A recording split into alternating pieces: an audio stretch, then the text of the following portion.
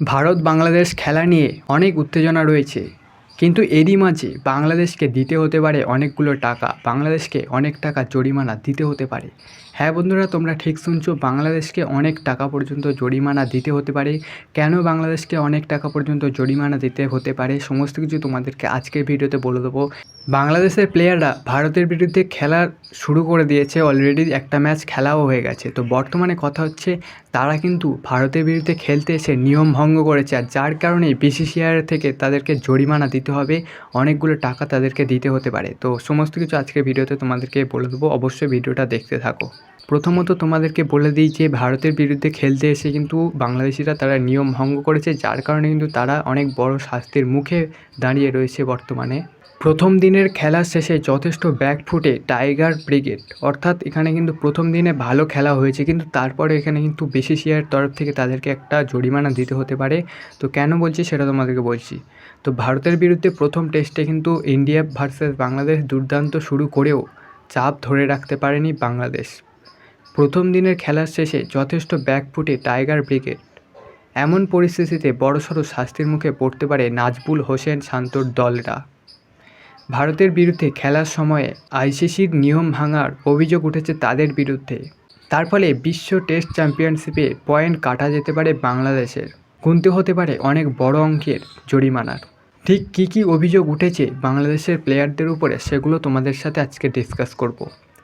তো প্রথমত চেন্নাই টেস্টের প্রথম দিনের খেলা শেষ হয়ে নির্ধারিত সময়ের প্রায় 30 মিনিট পরে প্রথম কিন্তু বাংলাদেশ ভার্সেস ইন্ডিয়ার যে খেলা হয়েছে সেখানে কিন্তু নির্ধারিত যে সময়টা রয়েছে তার 30 মিনিট পরে কিন্তু খেলাটা শেষ হয়েছে, কারণ দিনের 90 ওভার খেলা শেষ হয়নি, আর 80 ওভার খেলার পরেই স্টাম্পস ঘোষণা করেন আম্পায়ার।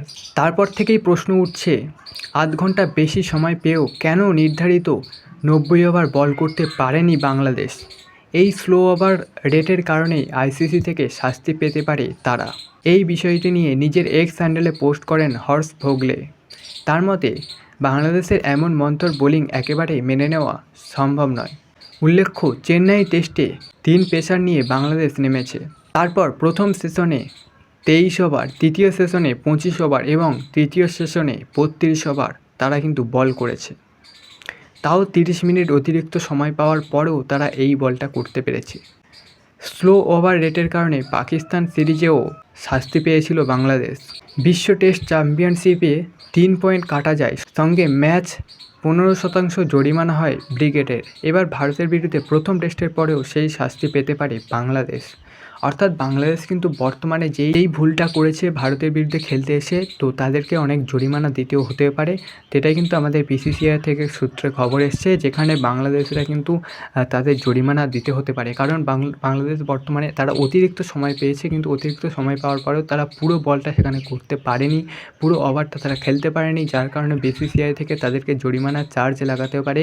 আর এটা কিন্তু হয়েছিল, এর আগেও হয়েছিল, মানে পাকিস্তানের মাঠে বাংলাদেশের কিন্তু পয়েন্ট কাটা হয়েছিল। বর্তমানে ইন্ডিয়ার মাঠে বাংলাদেশটা খেলতে এসছে, তো সেখানে কিন্তু বাংলাদেশিদেরকেও কিন্তু জরিমানা দিতে হতে পারে, কারণ বাংলাদেশিরা এখানে কোনো একটা শাস্তি তাদের দিতে হতে, কারণ তারা কিন্তু নিয়ম লঙ্ঘন করেছে। তারা যেই নিয়মের মধ্যে খেলতে হবে সেই নিয়মটা তারা কমপ্লিট করতে পারেনি, যার কারণে তাদেরকে জরিমানা দিতে হতে পারে।